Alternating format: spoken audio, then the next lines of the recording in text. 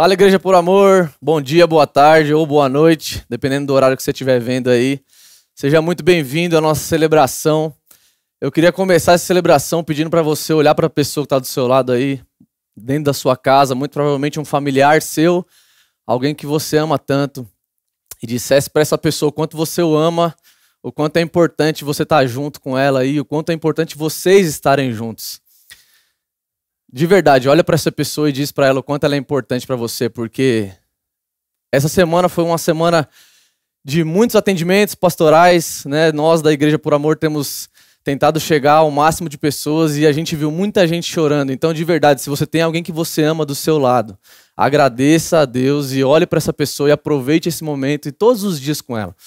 E enquanto eu começava a pensar no que dizer para vocês aqui nessa abertura, que é algo muito rapidinho, o Espírito Santo me trouxe à memória a cena de um filme que eu amo muito, que é A Procura da Felicidade, um filme com o Will Smith. E tem uma cena desse filme que, só para te contextualizar, ele perde absolutamente tudo e ele tá só com o filhinho dele de 5 anos e ele é despejado. A última coisa que ele perde é o aluguel, é a casa onde ele morava.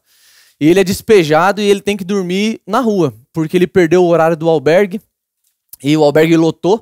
E ele tem que dormir na rua. Mas para não dormir na rua, ele entra no metrô e, com medo pelo seu filho, ele entra no banheiro do metrô e começa a brincar com o filho, dizendo que tem dinossauros ali, que eles estão num mundo mágico, para que o filho pudesse dormir, pudesse se sentir em casa. E de verdade, com tudo isso que está acontecendo no mundo, com tudo isso que está acontecendo com todos nós de alguma forma estamos sofrendo. Eu vejo Deus sendo esse pai. E eu me sinto como esse menininho. E eu queria te convidar a se sentir assim também. De verdade, eu sinto que nós temos um pai que nos abraça no meio do sofrimento. Nós temos um pai que faz com que a gente, mesmo no meio de tanto sofrimento, se sinta descansado no seu colo, que a gente consegue até dormir. Porque de verdade, gente, não teria como a gente suportar tudo o que está acontecendo se não fosse por causa de Jesus. Não teria como a gente suportar tudo o que está rolando e se não fosse pelo Espírito Santo em nós. Talvez você esteja chorando a perda de alguém muito querido, talvez você esteja chorando a perda de um emprego, a perda do seu negócio, talvez você esteja com medo da morte, talvez você esteja com medo de perder alguém, e eu queria te convidar a entender que Deus é um bom pai e que você pode descansar no colo dele no meio dessa aflição. Vamos orar. Se você puder, feche seus olhos, ore comigo. Se você puder e quiser, faça isso comigo, tá bom? Pai, obrigado. Obrigado, Senhor. Obrigado porque nós somos tão amados por você que não tem como a gente começar essa oração e essa celebração de outra forma que não seja te agradecendo. Obrigado, Pai, pelo alívio que só o Senhor pode nos dar, pelo conforto do seu colo, pelo teu abraço, pelo teu coração colocado no nosso coração nesse momento de tanta aflição. Tem tanta gente sofrendo. Tem tanta gente tentando ajudar quem está sofrendo e a gente não pode nem estar junto, a gente não pode se abraçar. Mas nós sabemos que você pode abraçar, Senhor. Nós sabemos que através do Espírito Santo, através de motivações como essa, de cenas como essa, como a gente faz ao vivo e tantas outras coisas, a gente consegue de forma online abraçar e ser abraçado. Então eu te agradeço, Pai. Obrigado. Obrigado, Espírito Santo. Obrigado, Espírito Santo, porque se não fosse por você, seria impossível nós superarmos tudo o que está acontecendo, seria impossível a gente viver o próximo minuto. De verdade, Espírito Santo, não tem como te agradecer, é difícil encontrar palavras, é difícil encontrar português para te agradecer. E eu só espero que todos os meus irmãos sejam encorajados por essa celebração, sejam encorajados por esse momento juntos e que os nossos ouvidos sejam abertos para te escutar mais ainda, Espírito Santo, e para ser encorajado a ir o próximo passo, a andar o próximo passo, a viver o próximo dia, a viver o dia de hoje. E sabendo que não importa o que aconteça, você estará conosco, Espírito Santo. Jesus, obrigado. Obrigado, Jesus, porque nós subsistimos em você. Seria impossível chegarmos até aqui, seria impossível irmos até você, mas você escolheu vir até nós. Você é um Deus que ao matar e morrer, ou morrer, escolhe morrer. E o Senhor morreu por nós, e que toda vez que a gente pense em desistir, toda vez que a gente pense que não vai dar, toda vez que a gente se sinta solitário, toda vez que a gente se sinta preocupado, que a gente visite o pé da sua cruz, que a gente vá até a sua cruz e olhe para você e olhe para a sua obra consumada e entenda que nada pode nos separar do seu amor. Absolutamente, Jesus, nada pode nos separar do seu amor. Nem a vida, nem a morte, nem os principados, potestades, nem anjos, demônios, absolutamente nada pode nos separar do teu amor. E é nessa verdade que a gente vive, é dessa forma que a gente entrega todos os nossos minutos a você, Jesus. Muito obrigado, Senhor. Amém.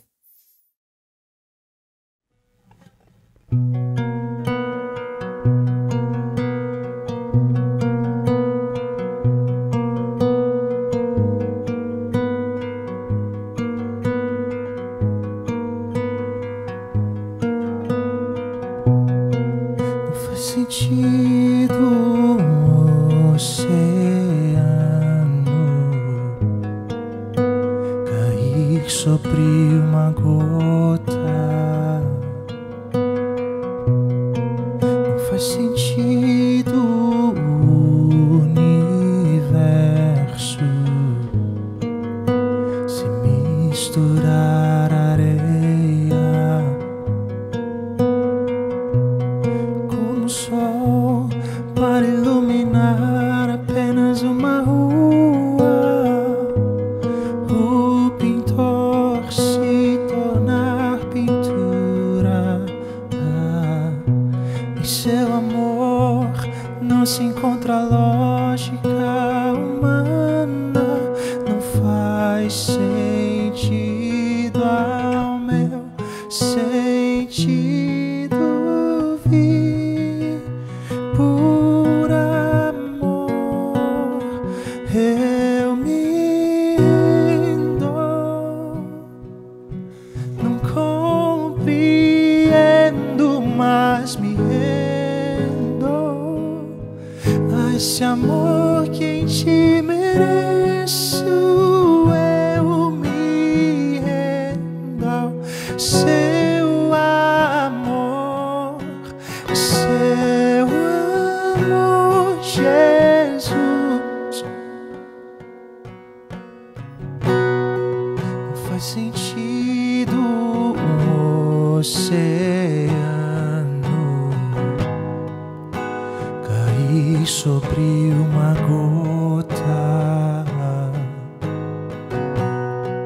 Não faz sentido o universo se misturar à areia, como o sol para iluminar apenas uma rua, o pintor se tornar pintura. Em seu amor não se encontra lógica humana, não faz sentido ao meu sentido vir. Por amor eu me rendo, não compreendo, mas me rendo a esse amor que em ti mereço. Eu me rendo ao seu amor, seu amor, Jesus. Eu me rendo, não compreendo, mas me rendo a esse amor que em ti mereço. Eu me rendo ao seu amor, seu amor, Jesus, Jesus.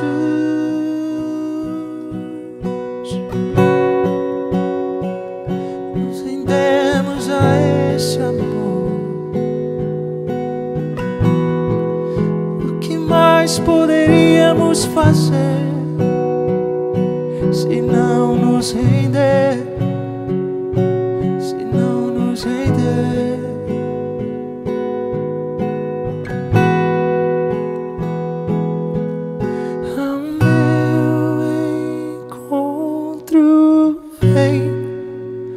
Como entenderei? Como entenderei? Me ama como ninguém. Como entenderei? Como entenderei? Ao meu encontro vem. Como entenderei? Como entenderei? Me ama como ninguém. Como entenderei? Vamos cantar isso juntos. Ao meu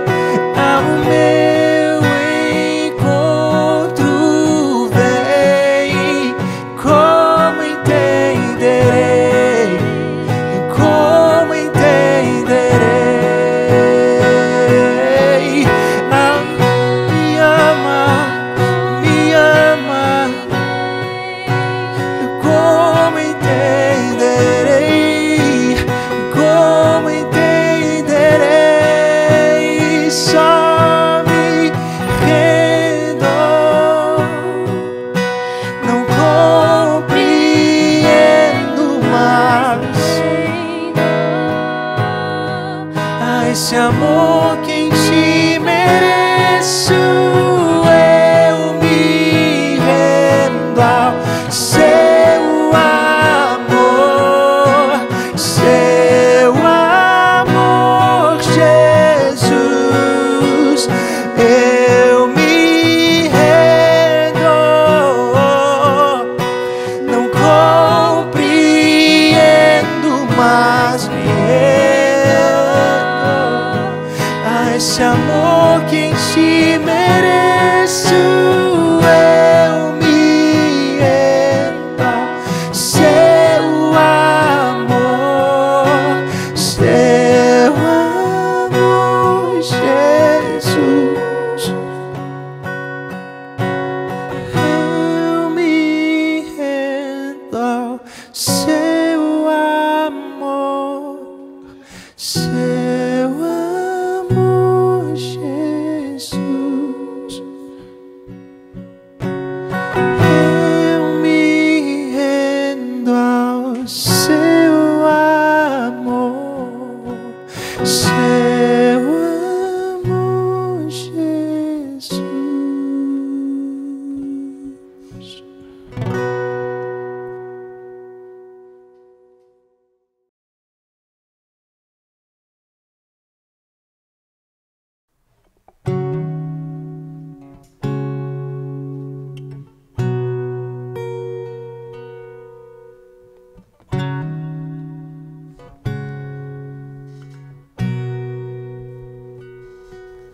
Bem antes de eu saber, você já venceu tudo pra mim.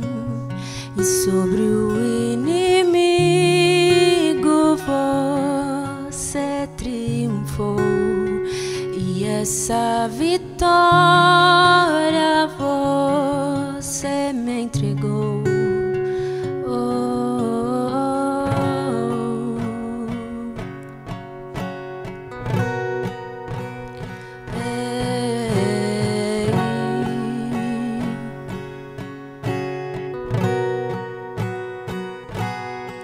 Bem antes de eu saber, você já venceu tudo pra mim.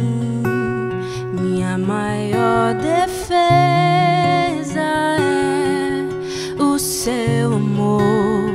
Me tirou de um lugar de sequidão. O que eu fiz foi te louvar. O que eu fiz foi adorar-te.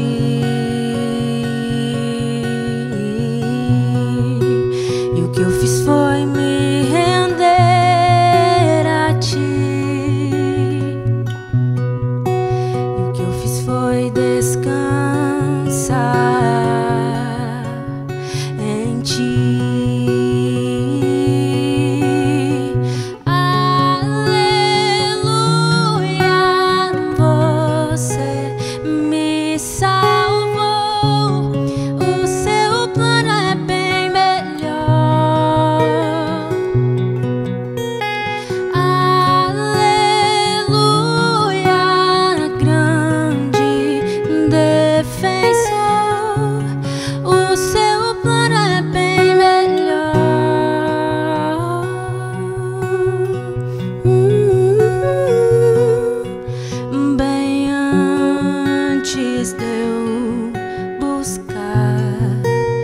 Você já sabe onde eu posso achar. Tua misericórdia é sombra onde eu estou, e a minha fé você já restaurou. E o que eu fiz foi te louvar.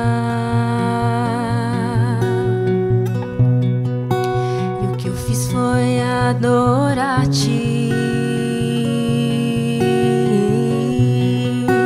E o que eu fiz foi me render a ti. E o que eu fiz foi descansar em ti.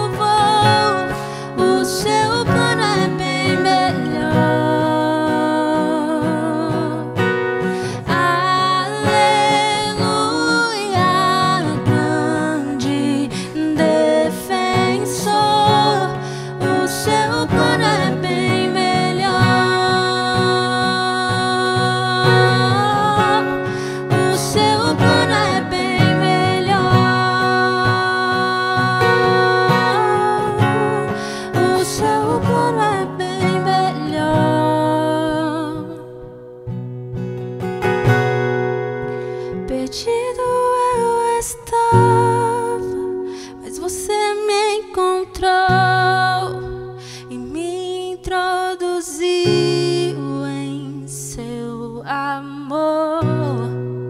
Juntou as minhas peças, me trouxe de volta do meu coração. Você é o defensor. Perdido eu estava, mas você me encontrou e me introduziu em seu amor. Juntou as minhas peças, me trouxe de volta do meu coração. Você é o defensor. Perdido eu estava, mas você me encontrou e me introduziu em seu amor. Juntou as minhas peças, me trouxe de volta do meu coração. Você é o defensor.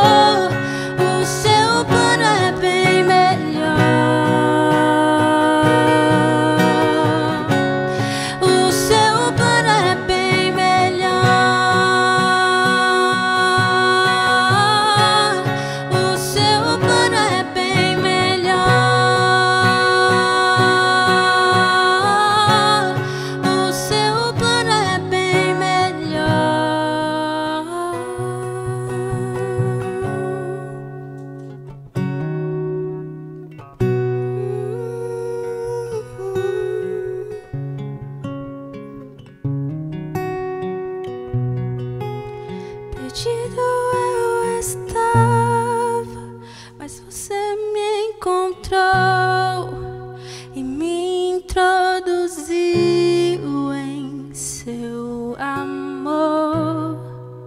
Juntou as minhas peças, me trouxe de volta do meu coração. Você é o defensor. Perdido eu estava, mas você me encontrou e me introduziu em seu amor. Juntou as minhas peças, me trouxe de volta do meu coração. Você é o defensor. Amém, Jesus. Muito obrigado por esse momento. Obrigado por esse dia, porque mais uma vez as suas misericórdias nos acordaram hoje de manhã. Obrigado porque tudo pode passar, tudo pode mudar, as circunstâncias mudam, os dias passam, as estações passam, os meses passam, os anos passam, mas o seu amor não passa e não acaba. Obrigado porque nós temos uma convicção e nós construímos a nossa vida e as nossas certezas sobre essa convicção de que nada nunca poderá nos separar do seu amor. Obrigado, Jesus, porque não faz sentido ao nosso sentido, mas a gente consegue experimentar isso de uma forma tão profunda. Essa realidade do seu amor por nós, da sua graça sobre nós, do seu perdão sobre nós, do seu incalculável perdão sobre a nossa vida, sobre a nossa alma, sobre o nosso ser. Obrigado por isso, Jesus. Muito obrigado porque você é o defensor do nosso coração. O apóstolo João diz que se a nossa consciência ela nos condena, há um advogado que supera ela e que é maior do que ela e que transcende ela e que nos defende. Obrigado, Jesus, porque você é o defensor do nosso coração, da nossa motivação. Você é o defensor da nossa retidão, do nosso coração para com Deus. Obrigado por isso, Jesus, porque você é esse mediador perfeito entre nós e o Pai. Obrigado. Obrigado, Jesus. Nós te agradecemos. Nós te celebramos. E se nós podemos dizer que te amamos, é porque você nos amou primeiro. Te amamos muito. Você é a nossa vida, o nosso motivo, a nossa razão de ser. Obrigado, Jesus. Amém. Amém. Amém. Bom dia por amor. Boa tarde ou boa noite, independente da hora e do momento. E quando você estiver assistindo esse vídeo ou ouvindo esse áudio, a minha oração é que o Espírito Santo aí onde você está, revele Jesus, clareie Jesus para você, porque na revelação que o Espírito nos dá de Jesus está a vida. Então essa é a minha oração por mim, por você e por esse momento que nós vamos ter juntos aqui agora. Muita coisa boa acontecendo, muita coisa legal acontecendo, inclusive já quero aproveitar o momento para falar para você sobre ontem à noite. Ontem à noite nós tivemos o nosso carralzão, né? Que é a junção de todos os carrais que nós temos. Nós fizemos isso de maneira online e nós conversamos sobre Gênesis capítulo 1, versículo 26. Façamos nós, a humanidade, a nossa imagem e semelhança. Então, se você não acompanhou, se você não assistiu, eu quero incentivar você a assistir, tá aqui no nosso canal. Uma outra coisa legal de você saber é que essa semana voltam os conteúdos, os devocionais lá na Educação por Amor, no nosso podcast. Então, se você ainda não segue a Educação por Amor no Instagram, você precisa seguir, tem muito post legal acontecendo por lá e também seguir a Educação por Amor nos podcasts, no Spotify e tudo isso eu tenho certeza que vai abençoar muito você. E agora também é a hora da nossa generosidade. Inclusive, né, na semana passada nós colocamos um aviso para você a respeito dessa situação que nós vamos viver agora como instituição, né, como corporação, com os nossos funcionários da Por Amor e tudo isso, nesse mês de paralisação. E de verdade é assim, de uma alegria tamanha saber e conhecer, não só através de uma fé e de uma esperança, mas de uma realidade, a generosidade de vocês. Então, esse nosso projeto aí de cuidar das pessoas esse ano, né? Esse mês, e foi o nosso projeto 2020, né? Com toda aquela paralisação, fazer e utilizar de toda a inteligência financeira possível para cuidar das pessoas. Isso ainda, nós estamos ainda nesse desafio, nós estamos ainda nesse momento. Então, nós queremos incentivar você mais uma vez a colaborar, a ser generoso, lembrando que não é um momento de obrigatoriedade, não é um momento de troca com Deus, né? Deus não está pegando o seu dinheiro, uma parte do seu dinheiro para abençoar o resto, não é nada disso.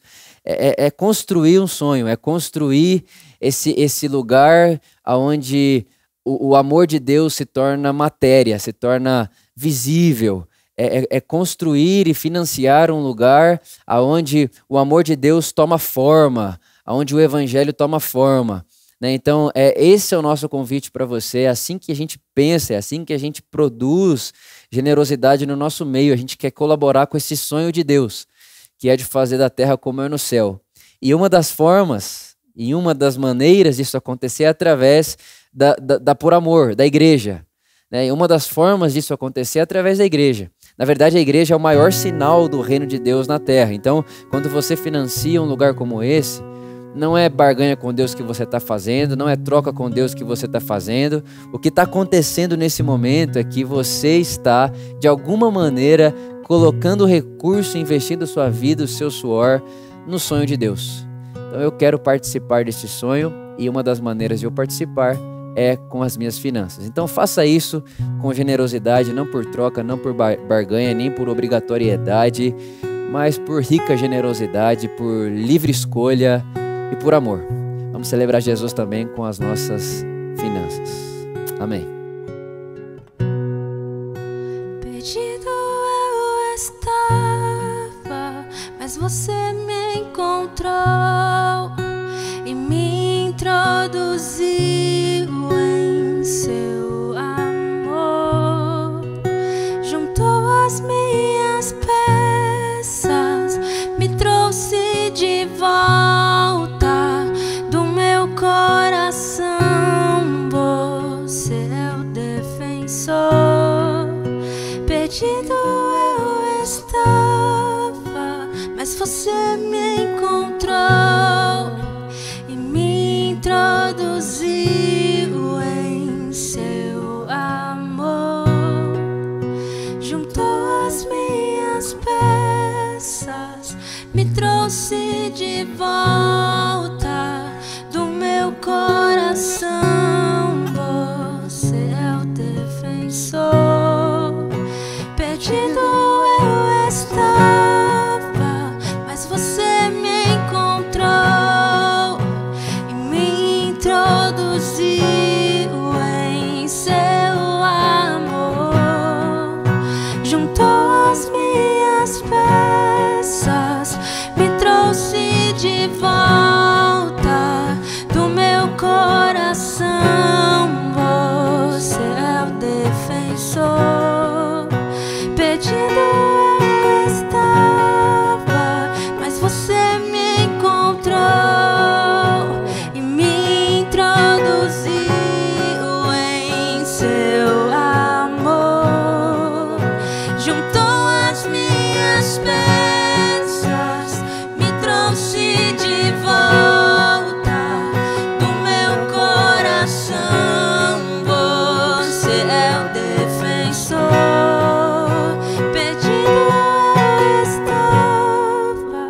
Mas você me encontrou e me introduziu em seu amor.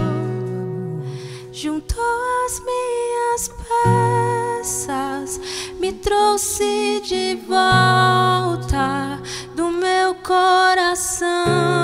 Você é o defensor. E é isso, perdidos nós estávamos, e graças a Deus pelo Evangelho que nos encontrou. Estou muito empolgado para a nossa conversa de hoje. Na verdade, toda essa série, né, Dois ou Mais, ela tem me feito muito bem. Tem sido muito legal para mim, interessante para mim, ter que pensar em tudo isso, ter que pensar o que é a igreja e para que serve a igreja, ir atrás de pessoas que falaram sobre isso antes de mim.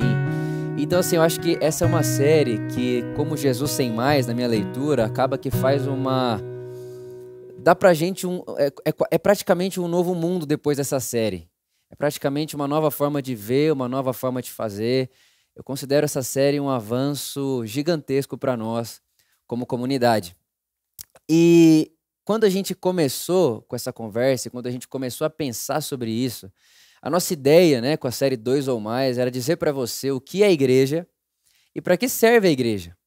A gente sabe que durante muito tempo nós nos tornamos reféns de uma ideia de igreja templo, uma ideia de igreja sacerdote e pessoas comuns, uma ideia de igreja onde um fala em nome de Deus e todo mundo senta para ouvir aquele alguém que está falando em nome de Deus. Então, essa ideia toda parece que foge muito daquilo que Jesus esperava e daquilo que Jesus disse que seria a sua igreja.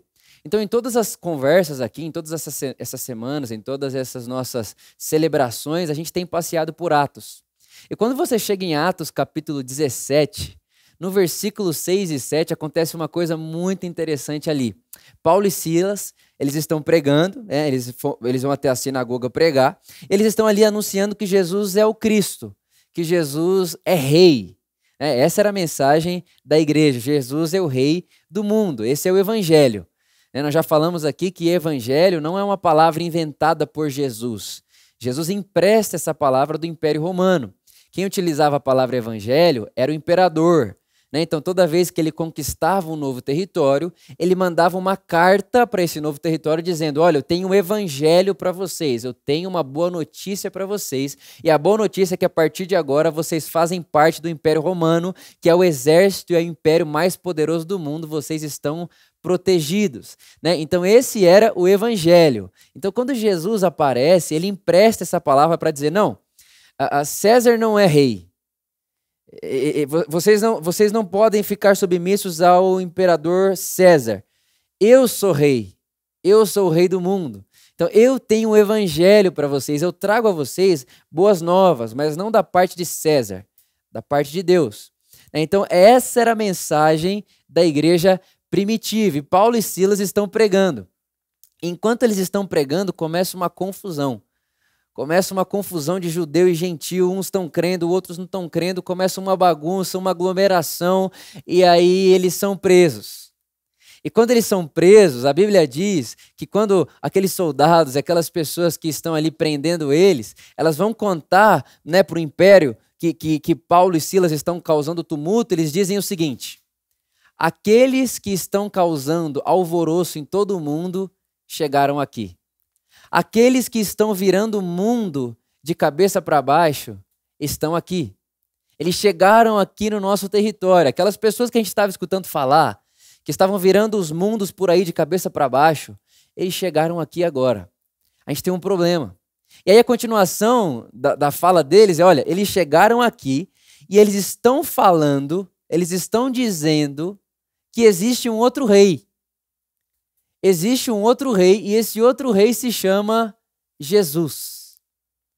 Essa era a mensagem de Paulo e Silas, essa era a mensagem da igreja primitiva ali, e essa era a mensagem que estava alvoroçando o mundo.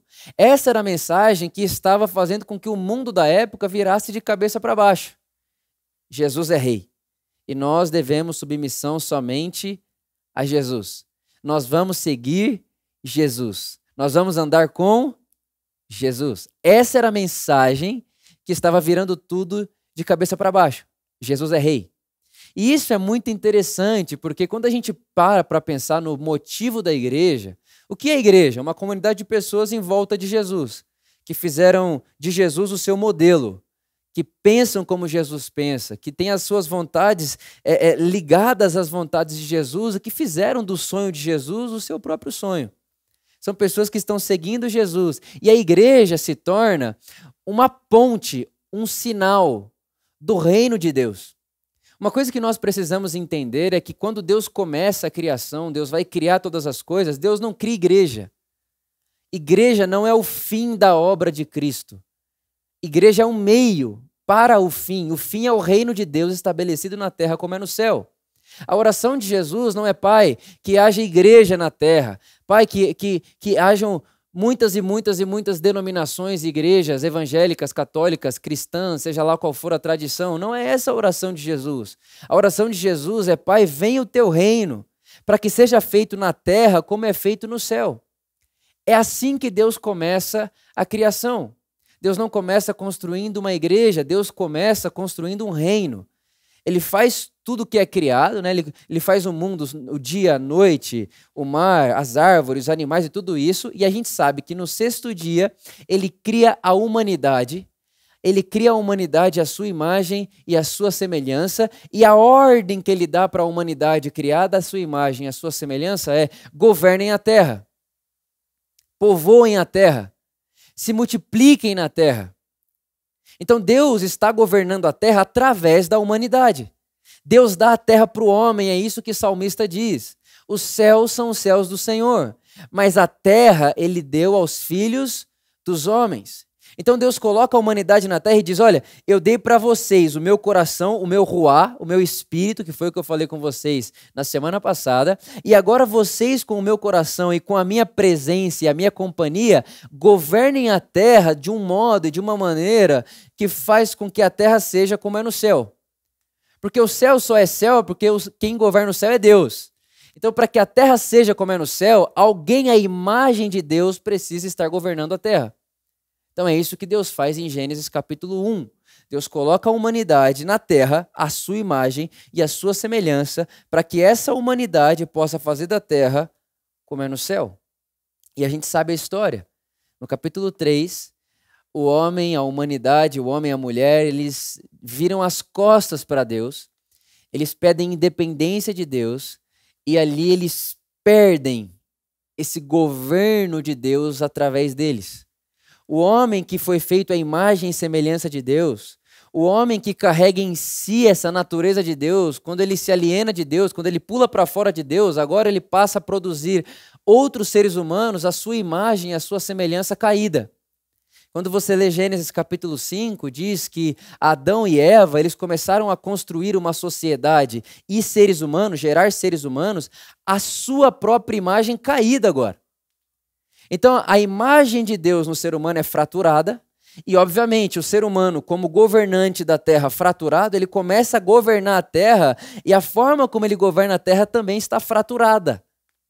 É daí que a gente vai ver toda essa forma de governar mundo e governar famílias e governar empresa e governar a sociedade que a gente encontra hoje. Que oprime, que mata, que violenta.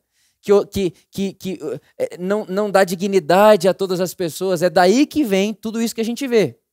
Isso daí não é governo de Deus. Tudo que falta para alguém, tudo que oprime alguém, tudo que não abraça todo mundo com dignidade, não é governo de Deus. O governo de Deus não pode ser visto em nada que não seja como é o céu. Se você quer saber qual é o lugar aonde Deus governa de maneira plena, e Deus pode dizer, eu estou no controle desse lugar, é o céu. E no céu não há morte, não há choro, não há dor, não há miséria, não há fome. Então esse é o modelo da onde Deus governa com plenitude. Tudo que a gente vê aqui que não se parece com o que tem lá, não é governo de Deus, é governo do homem fraturado. Governo do homem que se aliena de Deus e agora precisa ser restaurado. E é isso que vai acontecer no nascimento de Jesus. E é muito interessante que Lucas capítulo 2, quando o anjo vem anunciar, né, o nascimento de Jesus, ele vai dar para Jesus 3 títulos. Lucas capítulo 2. O anjo, ele vem anunciar o nascimento de Jesus, ele vai dar para Jesus 3 títulos: Cristo, Senhor e Salvador. Cristo, Senhor e Salvador. E é muito interessante quando você lê a Bíblia, tendo conhecimento do que está acontecendo ali na história, de qual era o momento da história, de como eles conversavam naquele momento da história. E aí você vai aprender que Cristo, Senhor e Salvador eram também nomes dados a César. César era chamado Cristo, César, o imperador romano, era chamado Senhor, César, imperador romano, era chamado de Salvador.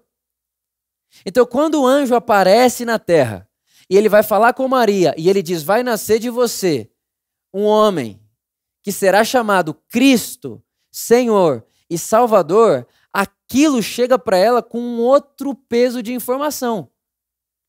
Aquilo chega para Maria, para Israel, com outro peso de consciência, porque eles sabiam que Cristo é César, Salvador é César, Senhor é César. Então, quando Jesus nasce, é dado a ele esses títulos, ele com certeza absoluta não vai viver por muito tempo. Vão matar esse homem, porque ele ameaça o Império Romano. Ele ameaça o sistema de governo desse mundo, ele ameaça tudo isso. E é muito interessante que até então, a ideia deles de um rei Cristo, de um rei Salvador e de um rei Senhor, é um rei que ele é Cristo, porém, ele não te liberta, ele te escraviza. Ele diz para você que te liberta, mas ele faz de você dependente dele. Isso não é liberdade, isso é escravidão. Eles conheciam um Salvador que ele salva, mas bem entre aspas, porque para salvar um território ele matava gente que não era a favor do que ele estava fazendo. Então, para ele salvar o território ali, que ele estava mandando uma boa notícia, olha, vocês foram salvos por Roma, para ele mandar essa notícia, vocês foram salvos por Roma, muita gente morreu. Muita gente foi assassinada por não concordar com a forma de governo do Império Romano. Então ele salva mais ou menos. E ao mesmo tempo, eles conheciam um rei senhor que quer ser servido. Tudo girava em torno dos desejos e da vontade de César. Então César era um Cristo que escraviza. César era um Salvador que mata. César era um senhor que quer ser servido. Mas de repente, nasce no mundo um outro tipo de rei. De repente, nasce no mundo, de repente, né? Utilizando aqui dessa expressão, mas a Bíblia vai dizer que na plenitude dos tempos nasce um rei que é chamado Cristo, mas é um Cristo que não escraviza, mas que liberta. Nasce na plenitude dos tempos um rei que é Salvador, mas para salvar, esse Salvador não mata, ele morre. E nasce um rei na plenitude dos tempos que é Senhor, mas que como Senhor não veio para ser servido, mas para servir. Então, de repente, aparece na história um Cristo que não escraviza, mas liberta. Aparece na história um Salvador que não mata, mas morre para salvar. Aparece na história um Senhor que não quer ser servido, mas que veio para servir. E que a maneira de governar é com uma bacia cheia de água e uma toalha em volta da cintura, lavando o pé de pecador, de pescador, de publicano. De repente se inaugura na história um rei desse tipo. E esse rei, ele começa a andar pelo mundo e pela terra, e por Israel, mais precisamente falando, e ele começa a fazer isso. Olha, eu sou o Cristo que liberta.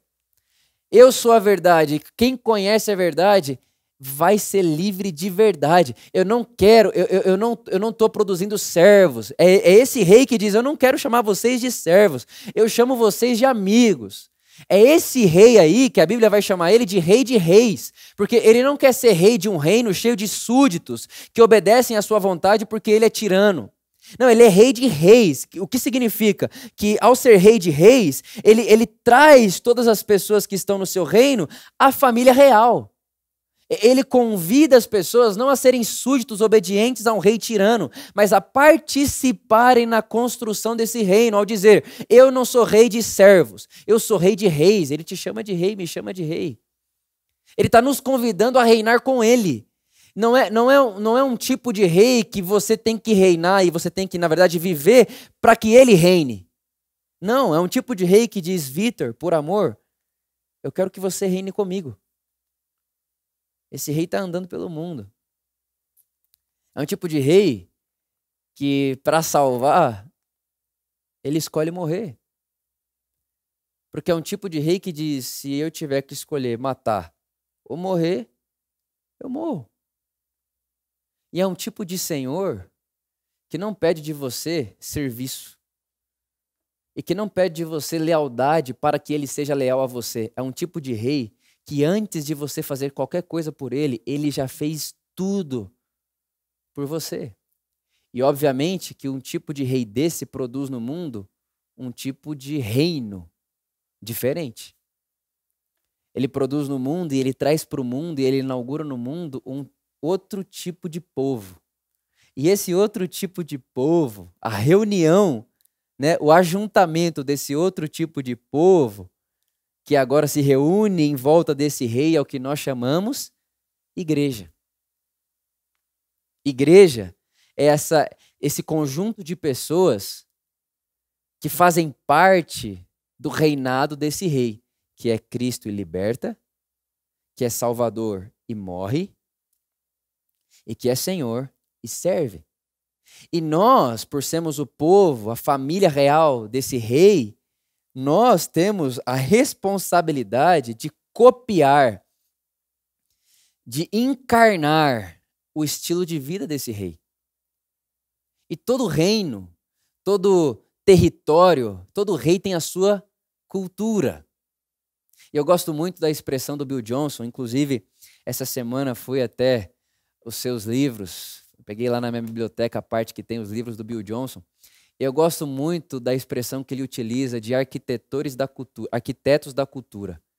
Ele diz para nós que um dos papéis da igreja é ser arquitetos da cultura. Arquitetos da cultura do reino de Deus. E quando você vai para os evangelhos e você quer de alguma forma fazer uma síntese de toda a cultura que o reino de Deus nos apresenta, é muito simples e é muito fácil e é muito óbvio a gente entender que o que é de sagrado no reino de Deus é o amor. Então, nasce na história um rei que é Cristo e liberta e não escraviza. Nasce na história um rei que é salvador e que morre, mas não mata. E nasce na história um rei que é Senhor, mas que serve e não busca ser servido. Esse rei convida pessoas a participarem do seu reino. E quando você diz sim, eu quero participar desse reino, a partir de agora o modelo da sua vida é o modelo do rei. Você vai espelhar o modelo de vida dele em você. Então agora o Vitor precisa ser crístico. Em que sentido? Eu não quero escravizar pessoas, eu quero libertar pessoas. O Vitor precisa ser salvador. Eu não quero viver no mundo como lobo que domina o outro. Porque Jesus não enviou lobos para meio de ovelhas, pessoas que colonizam. A verdade, irmão, que todo sistema do mundo quer ser lobo, que o lobo é o que domina. Jesus nos envia como ovelhas para o meio do lobo. Ovelha não domina ninguém. Então eu sou um tipo, o meu salvador morre. Então para eu salvar, eu não mato, eu morro. Eu vou para o mundo, eu vou para a vida, não como lobo dominador, mas como ovelha. Como ovelha. Simples como uma ovelha. E eu vou para o mundo sendo rei e senhor, porque a Bíblia diz que nós somos reis e sacerdotes, mas nós somos rei de um tipo que não busca ser servido, mas serve. Então é esse tipo de gente que a igreja precisa pôr no mundo. É esse tipo de gente que a igreja precisa capacitar para viver no mundo. É esse tipo de gente. E aí a cultura desse tipo de gente, dessa comunidade em volta de Jesus, que nós damos o nome de igreja, né, que Jesus nos vê e nos trata como seu corpo, nós somos representantes legal de Jesus aqui agora, tem uma cultura. E a cultura desse povo é o amor. Na última conversa de Jesus com os discípulos, ele diz assim, olha, vocês ouviram, vocês me viram vivendo esse tempo todo, esses 3 anos. Agora eu vou dar para vocês o mandamento, eu vou fazer a síntese de tudo que vocês viram e ouviram. E a síntese é, como eu amei vocês, amem uns aos outros. Como eu vos amei, amem uns aos outros. E é muito bonito a gente entender isso, porque Jesus ele não vai pedir para que você faça uma coisa que ele não tenha feito primeiro. Nós temos um tipo de rei que não pede para você fazer X sem que ele nunca tenha feito aquele X. Jesus diz, eu quero que você faça, Vitor, como rei no meu reino, como parte da família real do meu reino, aquilo que eu fiz por você.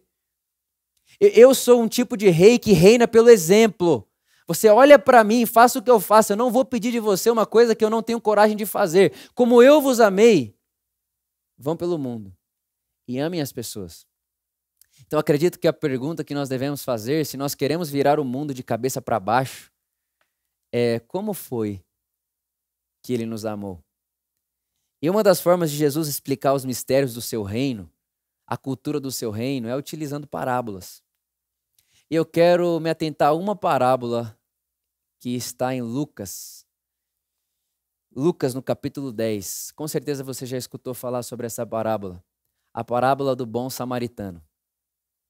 A parábola do bom samaritano. O contexto diz que estudiosos, escribas, mestres da lei chegam até Jesus e dizem: Jesus, como que a gente faz para viver a vida eterna? E aí Jesus diz: como você lê a lei? E aí essa pessoa que está perguntando para Jesus responde e diz: olha, eu leio assim: ame a Deus de todo o seu coração e ame a seu próximo como a ti mesmo. E aí Jesus diz para ela: faça isso e viverás. E aí essa pessoa olha para Jesus e diz: mas quem é meu próximo? E aí Jesus começa essa história. E ele diz assim: um certo homem descia de Jerusalém para Jericó e caiu entre ladrões, os quais o despojaram e o feriram e partiram, deixando-o quase morto. E por acaso descia pelo mesmo caminho um certo sacerdote, e quando ele o viu, passou pelo outro lado. E assim também um levita, quando chegou ao lugar e o viu, passou por outro lado. Mas um samaritano, estando de viagem, chegou até ele e, vendo-o, teve compaixão dele.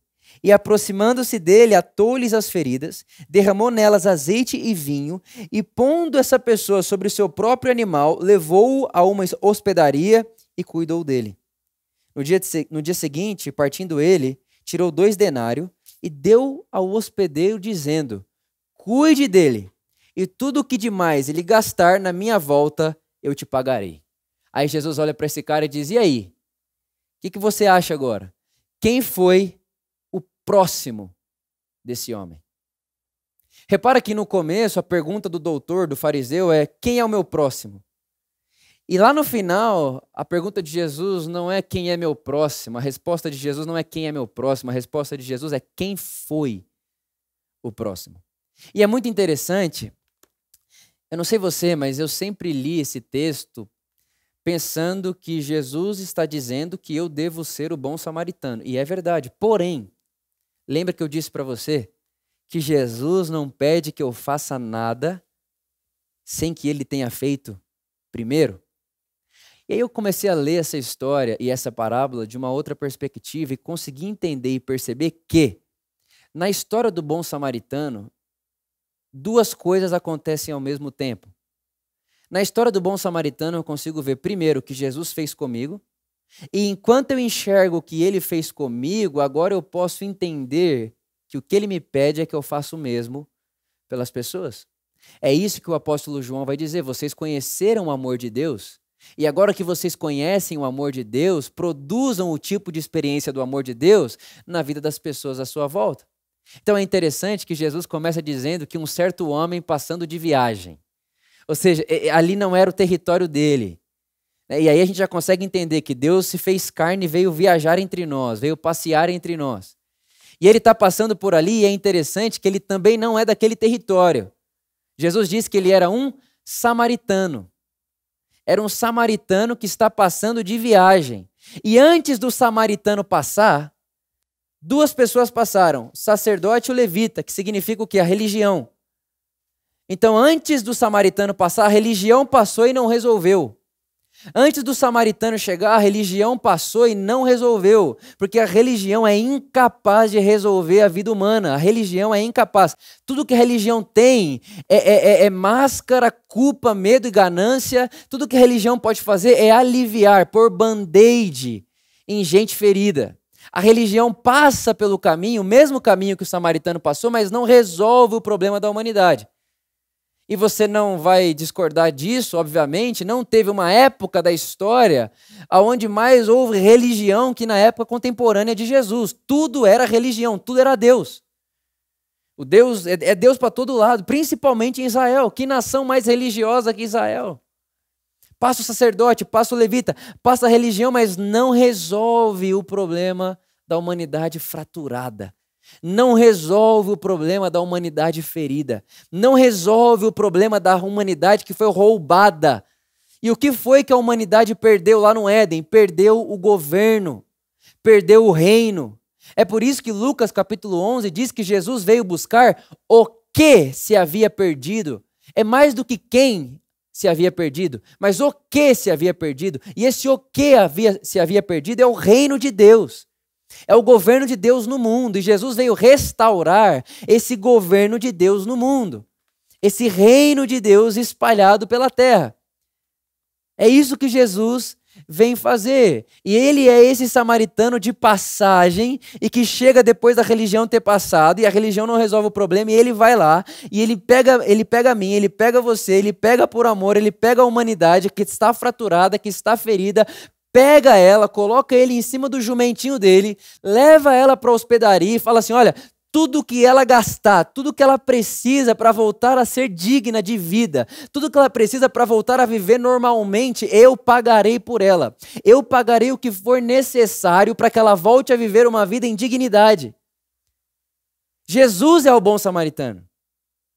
Jesus é esse ser que vem de passagem e que encarna e que ele era de outro lugar, ele transcendia tudo isso daqui. Foi Jesus quem disse: meu reino não é desse mundo. É ele que vem para cá, que deixa a sua forma de Deus, não usurpou o ser igual a Deus ao que devia pegar-se, mas se esvazia e vem para cá viver nessa vida. E quando ele vem andar por aqui, ele encontra a humanidade fraturada, sem dignidade, assaltada, salteada. E aí ele para. E quando ele para, ele pega a humanidade. E ele não só pega a humanidade e fala: vou tirar você desse beco, vou pôr você aqui, e agora você levanta e se vira. Não. Ele pega a humanidade, coloca no seu próprio animal, põe em cima do seu próprio camelo, leva até a hospedaria e diz: eu vou pagar o que for necessário para que essa humanidade fraturada volte a viver dignamente. Então Jesus é o bom samaritano. Mas ao mesmo tempo que Jesus é o bom samaritano, ao ser o bom samaritano, ele nos convida também a sermos bons samaritanos. Então sim, nessa parábola a gente consegue perceber o que Jesus fez por nós, mas também nessa parábola nós conseguimos entender qual é o tipo de vida do reino de Deus que nós devemos viver enquanto passeamos pelo mundo, enquanto vivemos pelo mundo. E aí é muito interessante que quando Jesus vai utilizar o exemplo, e ele cria ali essa parábola, ele coloca o samaritano como uma pessoa que acerta, como uma pessoa que fez o que deveria ser feito. E não sei se você sabe disso, mas o samaritano e o judeu, eles se odiavam. Eles não conversavam. Tanto que os judeus, quando eles acordavam de manhã, há quem diga que eles oravam e diziam: Deus, obrigado, porque eu sou judeu e não sou samaritano. Era uma oração de Israel. Obrigado porque eu sou judeu e não sou samaritano. De tamanha a discórdia e a inimizade que existia entre judeus e samaritanos. Aí quem que Jesus coloca como herói da história? Um samaritano. Jesus coloca um samaritano como herói da história para começar a quebrar a inimizade de raças, a inimizade de povos. Ele coloca um samaritano na história como herói. E todos os seus ouvintes eram judeus. Então, uma das coisas que também está na entrelinha de toda essa história, que faz parte da minha e da sua vida e da prática do reino de Deus, a gente quebrar muros de inimizades. Quebrar muros de inimizades entre homem e mulher, entre pobre e rico, entre grego e judeu, gentil e judeu, entre homem e mulher. Faz parte da prática do reino de Deus, faz parte dessa vida do Rei Jesus, quebrar barreiras de relacionamentos. Faz parte. Uma outra coisa que o texto vai dizer para mim e para você é que o samaritano ele tem coragem de parar o seu caminho e ele tem ousadia, ele tem coragem de parar, descer do jumento e ir até a humanidade fraturada. Isso fala de um amor corajoso. Porque pensa só que poderia ser um golpe aquilo ali. Como assim? Eu tô vendo uma pessoa ali que foi saltada, salteada, tá quase morta. E se eu for ajudar aquela pessoa e morrer também? E se eu for tocar aquela pessoa e morrer? Não posso fazer isso daí. Então também é um tipo de amor ousado. É um tipo de amor corajoso. E aí, irmãos, tem uma outra coisa que é muito interessante. Por ele ser samaritano, quando ele se dispõe a cuidar de um judeu, ele está ameaçando também o seu próprio status de samaritano. Então, quando ele chega de volta a Samaria, ele vai ouvir assim: mas espera aí, você está cuidando de judeu? Você está dando tempo para judeu? Você está gastando dinheiro com judeu? Então, você percebe que também aqui na entrelinha, no todo dessa parábola, também tem um amor disposto a perder reputação. Disposto a ser mal falado. Jesus era mal falado. Jesus, ele foi mal falado porque sentou na mesa de Zaqueu, porque comeu com prostituta, porque chamou publicano para ser discípulo dele. Irmão, Jesus foi mal falado porque acreditou em alguém como eu e como você. Jesus era chamado amigo de pecadores, mas ele não teve medo de ser chamado de amigo de pecadores. Ele não teve medo de abrir mão de toda a sua glória, tomar forma humana para sentar na sua mesa e dizer para você: eu olho você no olho, eu pego você, coloco você em cima do meu jumentinho, eu levo você para a hospedaria e eu pago o que tiver que pagar para você poder voltar a viver com dignidade. Jesus perdeu reputação, foi mal falado por amar você, e quando ele faz isso por você, ele te convida a fazer isso pelas pessoas. E de verdade, eu tenho feito esse cálculo todos os dias. Todos os dias. Mas eu não vou conseguir ficar calado. Eu não vou conseguir ficar apático, alheio ao que acontece no nosso país, na nossa nação, no nosso mundo. Eu não consigo não ir em favor das pessoas que são excluídas da igreja. Eu não consigo. Eu não consigo não ir em favor das pessoas que já estiveram no nosso meio, mas por causa das suas opções de vida, sua opção tanto sexual, opção de caminho, elas são expulsas e excluídas e maltratadas, salteadas e são jogadas no beco da vida e ficam lá quase que mortos, se não mortos. E eu não vou passar por elas e dizer assim: não, é melhor eu não me linkar a essas pessoas, é melhor eu não falar com essas pessoas, é melhor eu não tocar nessa pauta, é melhor eu não falar que o homem não é superior à mulher, porque senão eles vão querer me matar, os judeus, os evangélicos, eles vão olhar para mim fazendo isso e eles vão querer acabar comigo. E aí eu olho e falo: não, deixa para lá, é só mais uma pessoa, Deus cuida dela. E aí eu passo por ela como passou aquele sacerdote que não queria tocar no judeu que estava ali quase que morto, porque quando ele toca naquele cara que está quase morto, ele se impurifica, ele se torna impuro. E ele põe em xeque a sua reputação. Ele põe em xeque, inclusive, a sua profissão religiosa, porque ele está tocando uma pessoa que ele nem sabe quem é, que está quase morta e está sangrando. E se tiver morto e ele tocar, ele fica contaminado porque tocou no morto.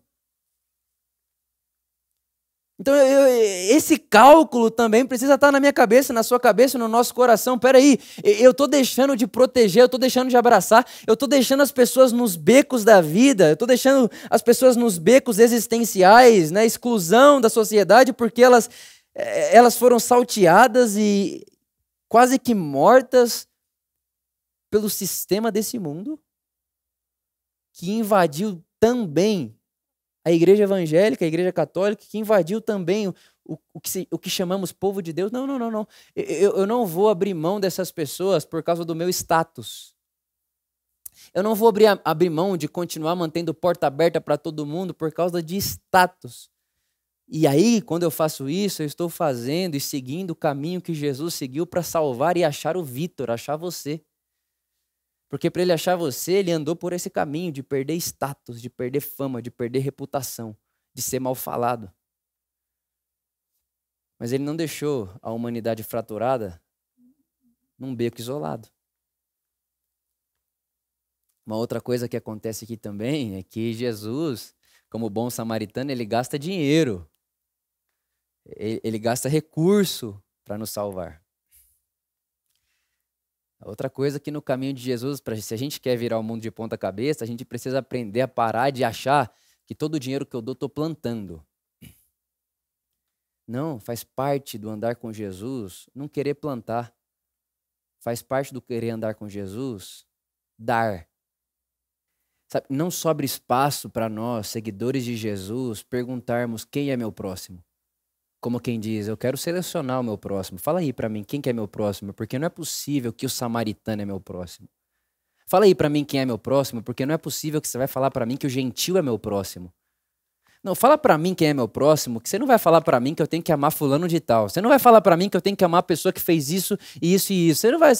E aí Jesus não termina a parábola respondendo quem é seu próximo, ele termina a parábola perguntando quem foi o próximo, de qualquer que seja, que está nos becos da vida, fraturado e quase morto. Então a pergunta não é quem é seu próximo, a pergunta é, e você tem sido próximo de quem? Não, Jesus, não é possível que você vai falar para eu amar essas pessoas. Eu tenho preconceito com elas, eu não consigo lidar com elas, eu tenho... Não, então sim, o problema não está nelas, está em você, está em mim. Está na gente. Então o caminho de Jesus, ele passeia por aí. E essa é a ideia do reino de Deus sendo estabelecido na terra. E se nós queremos ouvir dizer sobre nós, o mesmo que Paulo e Silas escutaram dizer sobre eles, aqueles que viraram o mundo de cabeça para baixo, chegaram aqui, para virar o mundo de cabeça para baixo, você tem que pegar aquilo que para o mundo é muita coisa, soberba, ganância, e inverter. Então, se o mundo vive com o ápice sendo soberba e ganância, nós vivemos com humildade e generosidade. E a gente vai virando todo mundo de cabeça para baixo. E quando eu falo mundo aqui, estou falando do sistema do mundo. O sistema do mundo, o sistema de governar do mundo, que o apóstolo João vai dizer que é um sistema soberbo, que é um sistema cheio de paixão da carne, paixão fútil, e que é um sistema cheio de olhos altivos. Eu gosto do que disse o C.S. Lewis. Ele disse que o mundo é um território ocupado pelo inimigo. E aí o rei legítimo, o rei de verdade, ele desembarcou neste mundo e ele começou a conspirar contra o inimigo. C.S. Lewis. O mundo é um território ocupado pelo inimigo. Mas o rei legítimo, Jesus, desembarcou nesse mundo. Há 2000 anos atrás ele desembarca aqui. E ele começa ali um projeto de conspiração. E aí é muito interessante que quando você vai em Lucas capítulo 4, o diabo ele olha para Jesus e fala assim, se você me adorar, eu te dou o domínio de volta. Olha que interessante. O diabo dizendo para Jesus, se você me adorar, eu te dou domínio. Mas espera aí, que domínio que ele tinha? Senão o que a humanidade deu para ele quando se aliena de Deus. Então o diabo está dizendo, eu te devolvo o que eles perderam, eu te devolvo se você me adorar. Só que esse também não é o jeito de Jesus lidar. A Bíblia vai dizer para mim e para você que Jesus ele toma para si o governo, a chave da vida e da morte, quando ele morre e ressuscita. E na ressurreição, Jesus aparece para os discípulos e ele diz assim, olha, toda autoridade me foi dada nos céus e na terra. Eu sou o rei da terra, eu sou o dono do mundo. Por isso agora, com a autoridade que me foi dada, eu envio vocês, vão pelo mundo inteiro. Vão pelo mundo inteiro. E não é só ir de vá até lá, né? O texto está dizendo, enquanto vocês vão, enquanto vocês vivem, enquanto vocês fazem família, enquanto vocês trabalham, enquanto vocês fazem o que fazem e vivem a vida que têm para viver, façam discípulos. E aí esse faça discípulos é Jesus dizendo, ensine as pessoas o tipo de governo que vocês me viram vivendo. Ensine as pessoas a guardarem os meus ensinos. E quais que são os seus ensinos, Jesus? Bem-aventurados os pacificadores, pois eles verão a Deus. Bem-aventurados os mansos, porque eles herdarão a terra. Bem-aventurado é aquele que não dá o tapa em quem o bateu, mas bem-aventurado é aquele que dá outra face. Bem-aventurado é aquele que anda a segunda milha.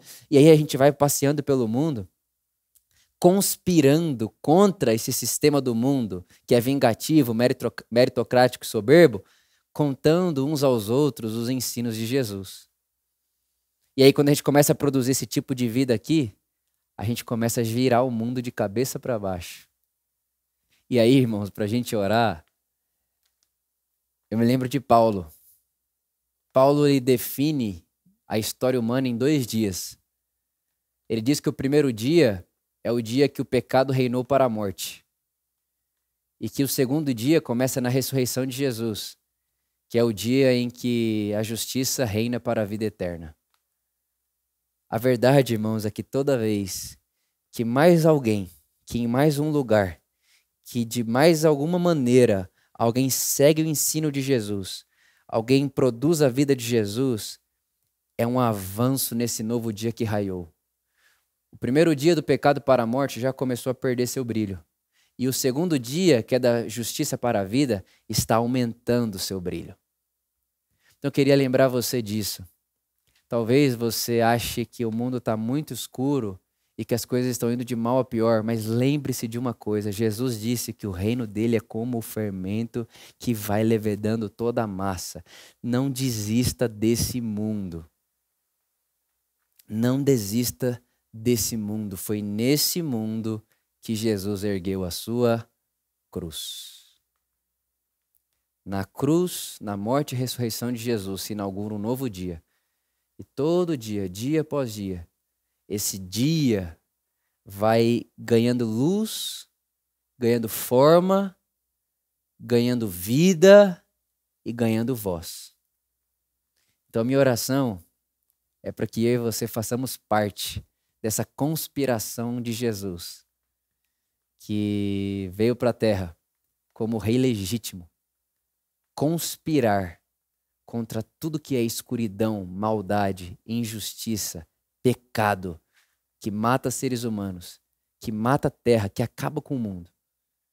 Que eu e você, que nós, possamos fazer parte dessa conspiração, seguindo o nosso rei e modelando na nossa vida a vida dele.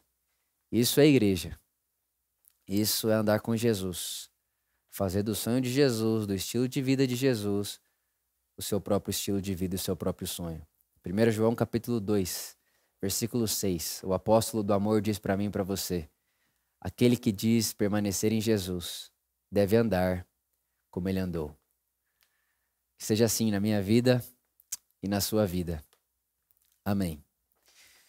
Pai, muito obrigado pelo seu amor, pela sua graça. Obrigado porque você é o nosso bom samaritano. Jesus, você é o nosso bom samaritano que nos pegou fraturado, que nos pegou ferido e morto, nos levou à hospedaria do reino e pagou tudo que precisava ser pago para que voltássemos a termos dignidade, vida. Obrigado por isso. Obrigado, Jesus, porque quando nós vemos você fazendo isso por cada um de nós, nós agora podemos fazer isso uns pelos outros. E que essa maneira de vida, essa maneira de viver, é a única, é a necessária e é a maneira que Deus nos deu de virarmos o mundo de cabeça para baixo. Te agradecemos. Obrigado, Jesus. Por último, grave isso no seu coração. Não é sobre mudar o mundo, mas é sobre transformar o seu mundo. E o seu mundo transformado se torna um sinal para todo mundo. Não é sobre eu quero ser o Messias do mundo. Não, essa ideia messiânica ela não funciona, ela é falida. Mas você tem poder de transformar o seu mundo. E quando o seu mundo é transformado, o seu mundo transformado se torna um sinal para todo mundo à sua volta. Que seja assim, para a glória de Jesus. Amém. Pera aí, gente, antes da gente terminar, depois dessa celebração maravilhosa, depois de tudo que a gente viveu aqui, foi muito lindo, eu queria te convocar aí na nossa lojinha online, na nossa loja que é www.lojaporamor.com.br. Não estamos funcionando fisicamente, obviamente, mas você pode ir lá e conferir as promoções, tem produto novo, tem um monte de coisa que você pode comprar e vai ser entregue aí na sua casa, tá bom? Então, faça isso, entra lá, www.lojaporamor.com.br e compre o que você puder, mande presente para seus amigos, vai ser muito bom para a igreja e para você também, tenho certeza. E até a próxima celebração, até o próximo domingo. Um beijo no seu coração, valeu!